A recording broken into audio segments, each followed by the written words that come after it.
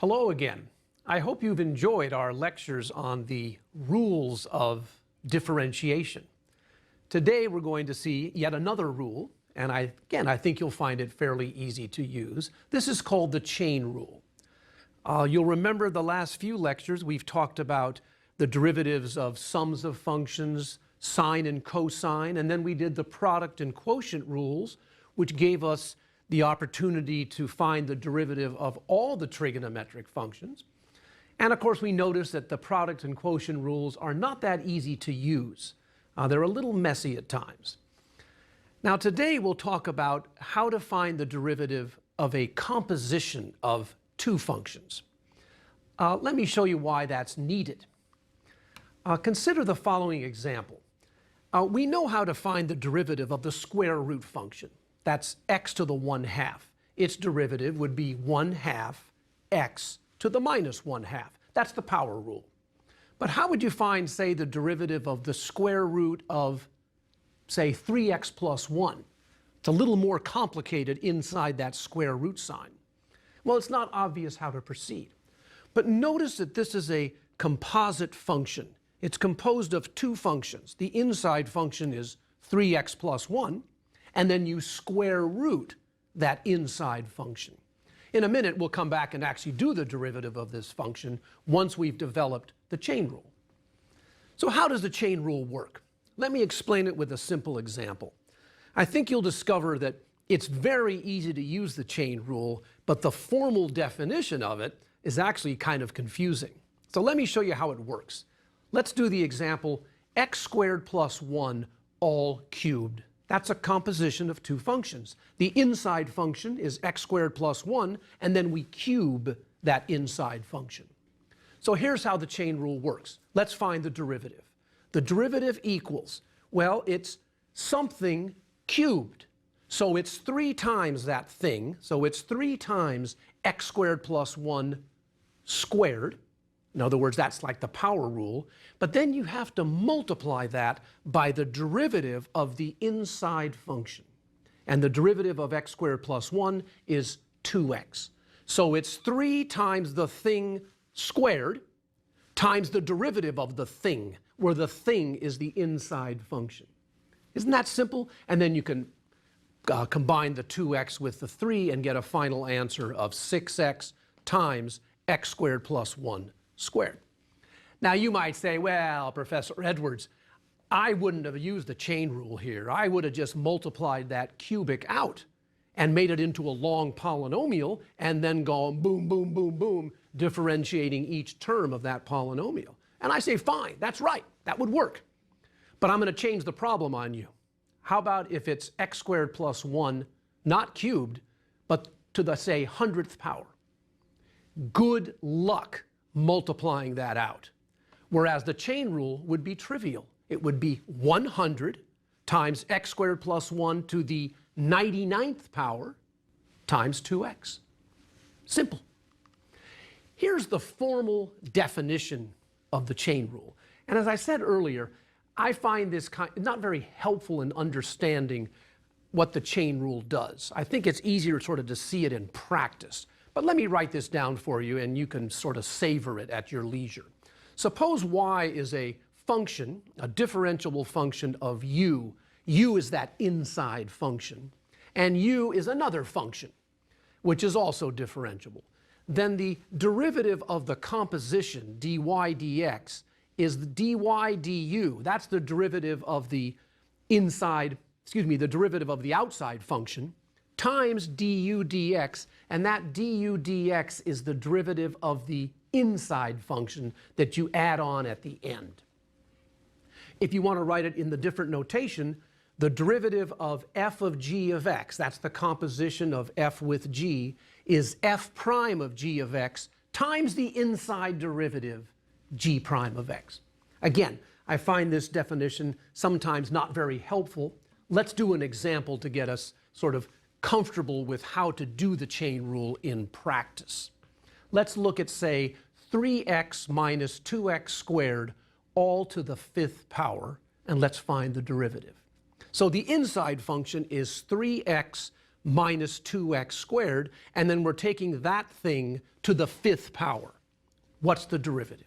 Well, it's 5 times that thing to the 4th power. That's like the normal power rule. And then you've got to multiply it by the derivative of that inside function, 3x minus 2x squared. So it's 5 times 3x minus 2x squared to the 4th power times the derivative 3 minus 4x. That's that inside derivative. How about that problem we saw a little bit earlier? Square root of 3x plus 1. What's its derivative? Well, first write 3x plus 1 square rooted as an exponent, 3x plus 1 to the 1/2 power. And then use the chain rule. It will be 1/2, bring down the exponent, times 3x plus 1 to the minus 1/2, and then don't forget the inside derivative, which in this case is just 3. So the final answer is 3 over 2, and of course 3x plus 1 to the minus 1/2 is the square root of 3x plus 1 down in the denominator. Notice the form of both of these problems that we just did are of the form something to a power, u, which is the inside function, to a power. This is often called the general power rule when we apply the chain rule to u to the n.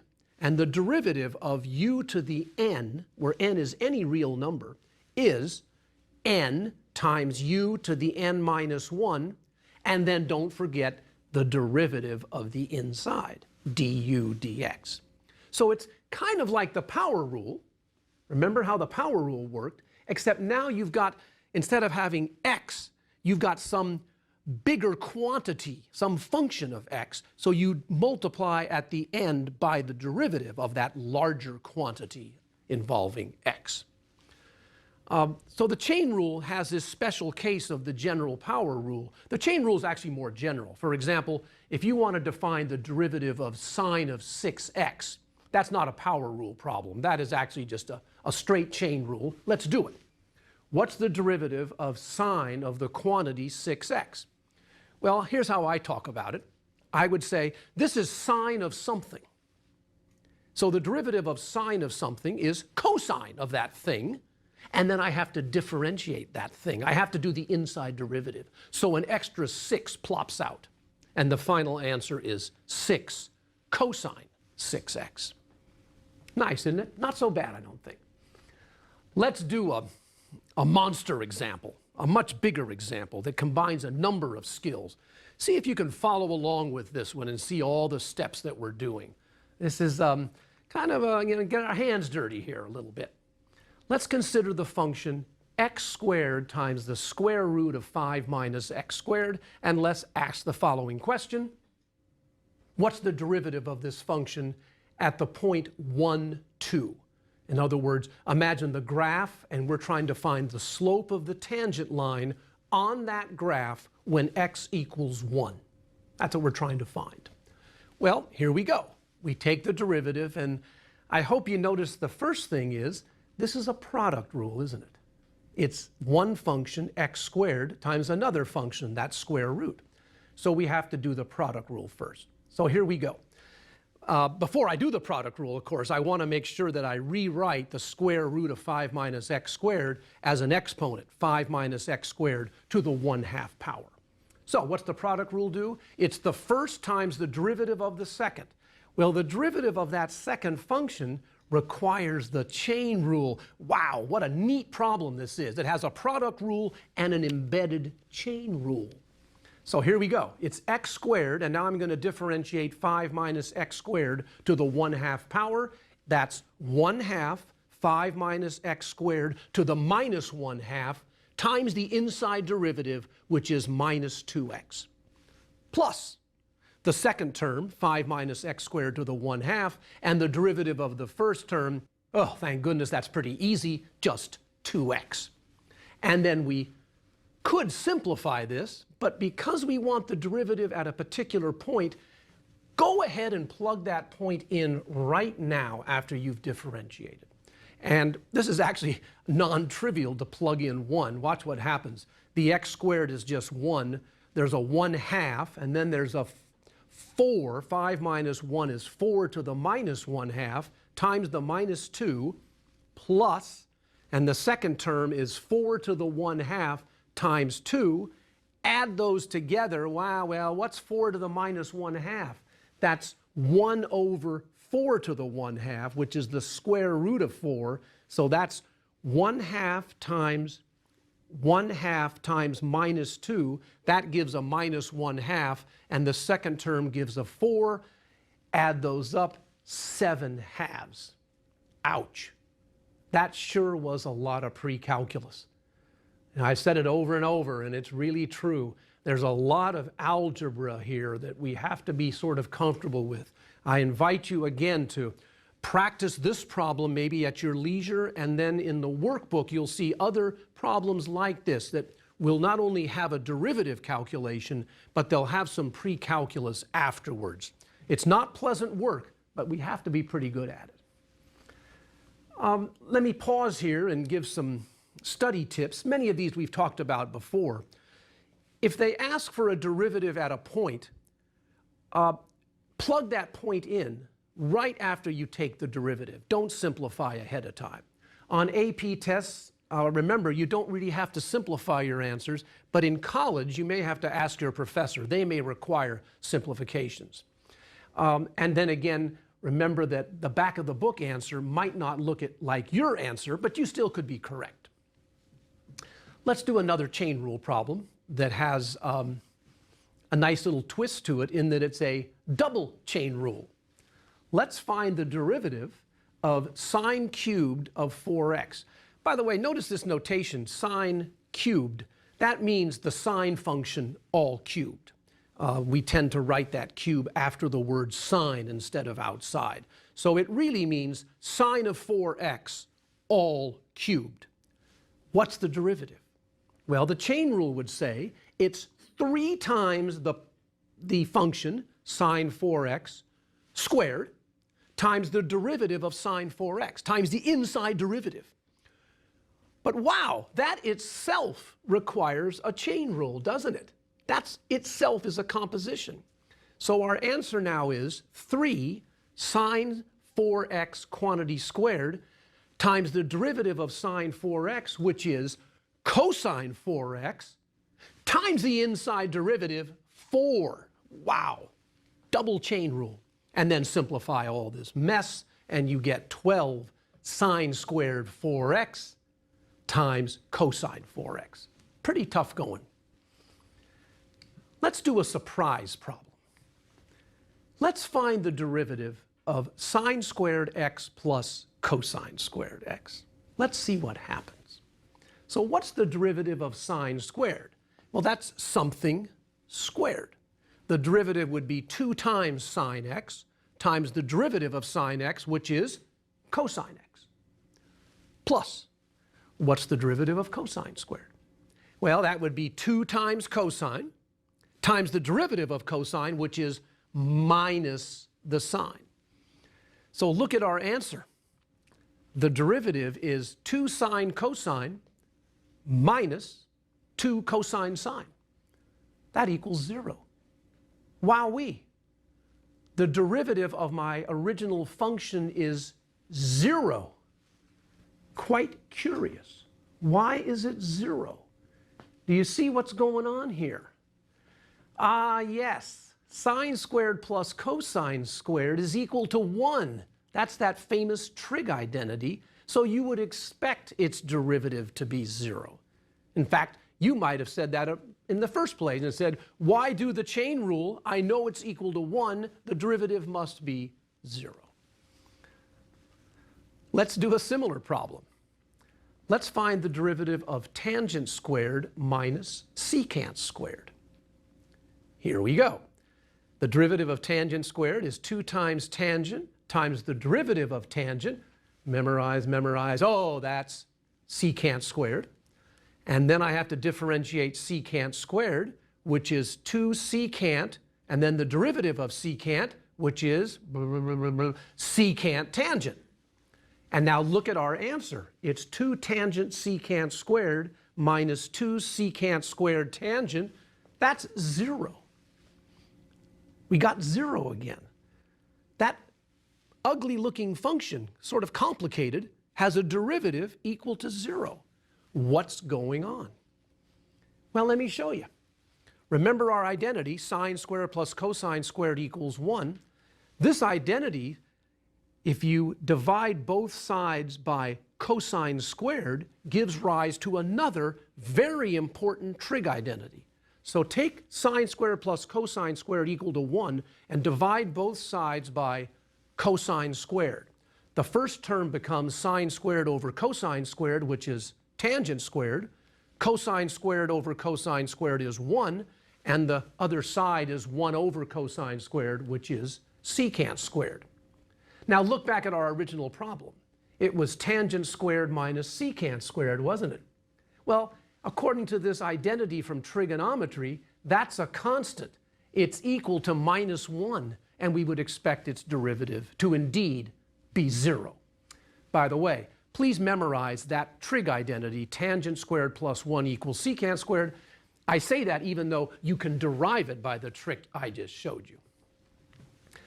Let's find the second derivative of a particular function. How about 1 over 2x minus 6? Let's practice doing differentiation twice. So this can be rewritten as 2x minus 6 to the minus 1 power, and now I do the chain rule.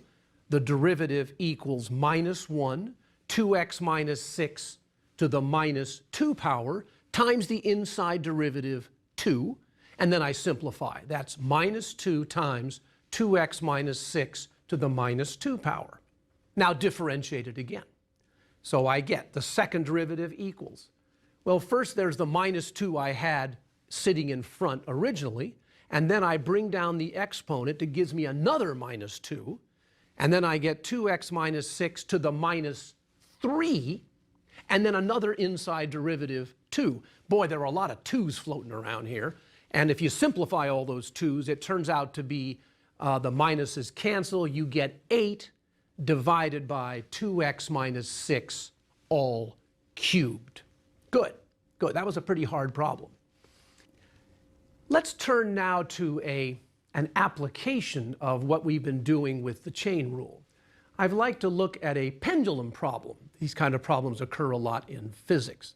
Imagine you have a pendulum hanging from the ceiling, and it's 15 centimeters long, and it moves according to the equation that its angle is equal to 0.2 times cosine 8t, where t is time and the angle, of course, is measured in radians. Here's a picture of that pendulum, and it makes an angle theta, and it kind of goes back and forth according to that equation.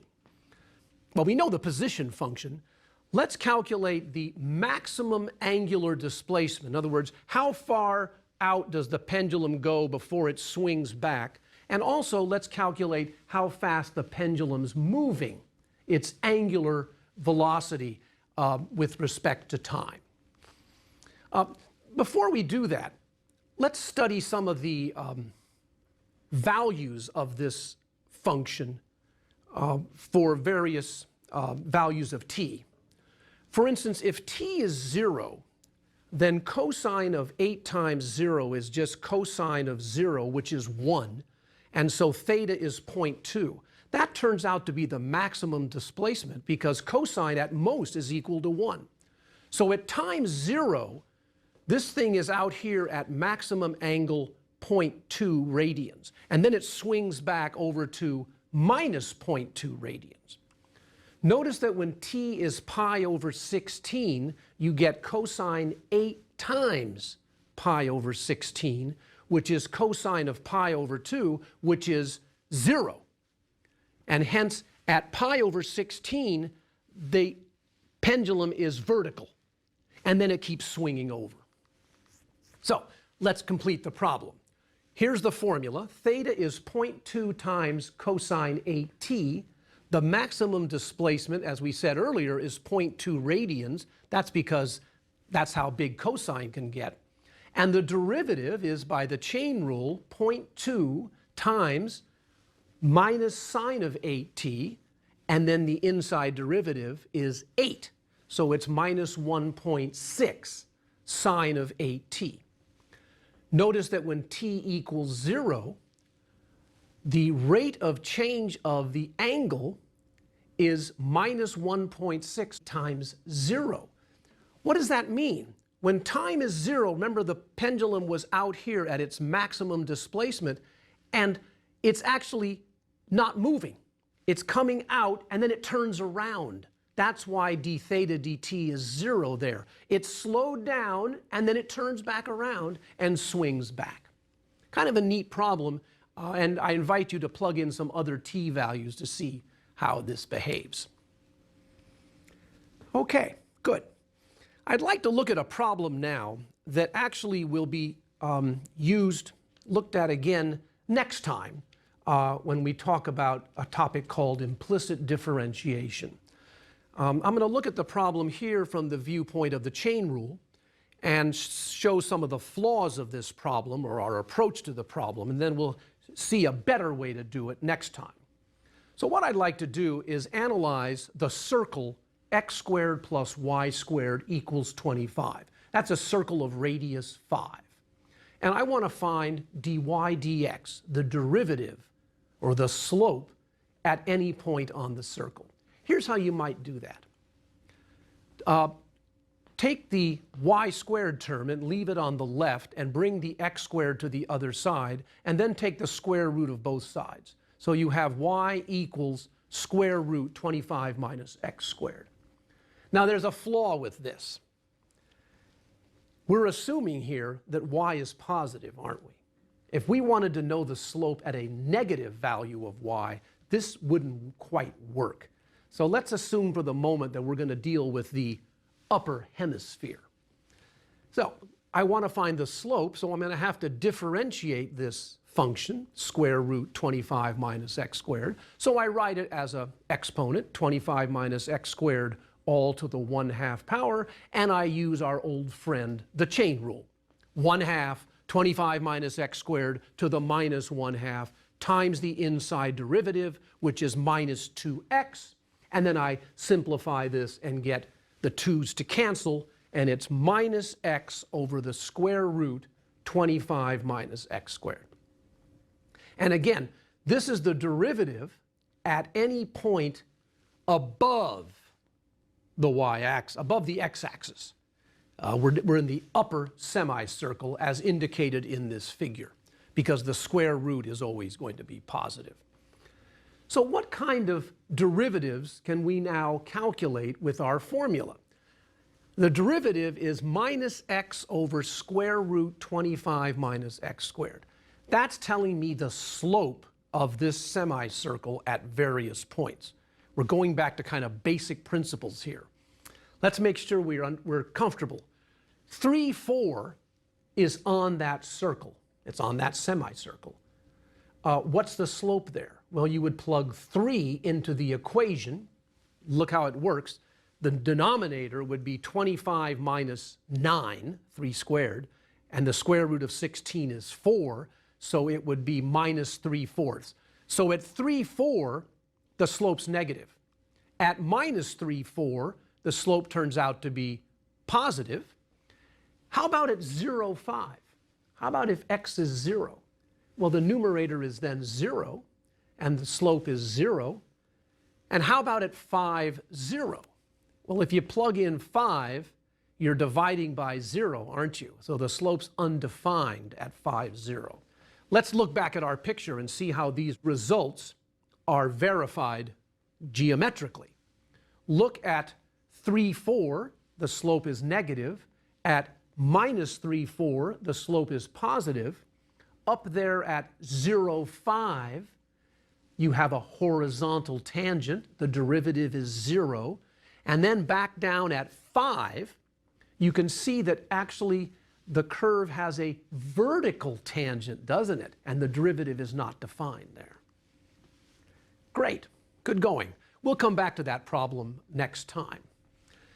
Let's do a pretty hard problem now. Let's find the points on the interval 0, 2 pi at which this function has horizontal tangents. Finding points where functions have horizontal tangents is an important skill in applied calculus. So we're going to do this problem, and this will give rise to some interesting trigonometry. So what do? We take our function, 2 cosine x plus sine 2x, and we take its derivative. I like to always tell students, when you don't know how to start a problem, when in doubt, take a derivative. You'll get some partial credit. So we take the derivative, and we want to set it equal to 0 to find where the derivative is 0, and we already have a problem. That's a hard equation to solve. But let me remind you of a trig identity. Remember that cosine 2x is equal to cosine squared minus sine squared, or 2 cosine squared minus 1, or 1 minus 2 sine squared x. That's one of the fundamental trig identities. I haven't talked about it yet in this course, but it is part of that review lesson that we did back in lesson 3, and you'll see it in our workbook. So I can replace cosine 2x with 1 minus 2 sine squared x, and then I'll have an equation just involving the sine function. Also, by the way, I can, of course, cancel the 2's in the derivative equation because they're no problem. So we take our equation, sine x minus cosine 2x, replace cosine 2x with 1 minus 2 sine squared x, and then we have an equation involving just the sine function, 2 sine squared x plus sine x minus 1 equals 0. Wow, well, that's a polynomial in the variable sine x. You can factor that. It's 2 sine x minus 1 times the quantity sine x plus 1. You know, check yourself. Multiply out that factored form and you'll get the original problem. And now, the factored form is equal to 0, so either term can be 0. If sine x is equal to 0, if the first term is equal to 0, that means that sine x is 1/2. That would make the first term 0. And in that case, x turns out to be pi over 6 or 5 pi over 6. If the second term is 0, that would mean that sine x is minus 1, and that occurs when x is 3 pi over 2. Notice how we have to be very, very comfortable with solving trig equations like I did back in lecture 3. Being comfortable with trig is a key aspect of success in calculus. Here's a picture of that original function, which verifies the results we just had. Notice that at pi over 6, 5 pi over 6, and at 3 pi over 2, the function has a horizontal tangent line, doesn't it? It's kind of neat how the picture verifies the analytic work that was so difficult to do. Let's do a practice problem. Let's see if you can do the following problem. Can you find the derivative of 3x plus 5 to the 50th power? Think about that. How would you find the derivative of 3x plus 5 to the 50th? This is now back to our original discussion of the chain rule. Hopefully, after this lecture, you look at that problem and go, ha ha, that's easy, I can do that one. It's nothing more than 50 times 3x plus 5 to the 49th, and then don't forget the inside derivative times 3. Good, and then you could, of course, simplify that. Great, I think you're comfortable now with the chain rule. So what are we going to do next time? We have one more lecture on formulas for derivatives. And next time we're going to look at a topic called implicit differentiation. This will allow us to look back at that circle. Remember, x squared plus y squared equals 25? We'll be able to attack that problem in a much more global fashion and not have to just restrict to the upper semicircle. Again, I think you'll find implicit differentiation a fairly straightforward topic. When we finish with implicit differentiation, we'll basically have all the derivative rules we'll ever need to be successful in calculus. Now, that said, we're going to have some more functions come into play. We're going to have logarithmic functions and exponential functions and things. But these rules are fundamental, and they will serve us well throughout the course. We'll also see some really neat applications next time, something that we call in mathematics related rate problems. And I'll leave you with the following kind of puzzle. Suppose you have a circle whose radius is increasing at a certain rate. How would you calculate how fast the area of that circle is increasing? So it's the related rate of growth. The radius is growing. How is the area growing? So thank you very much, and I'll see you next time.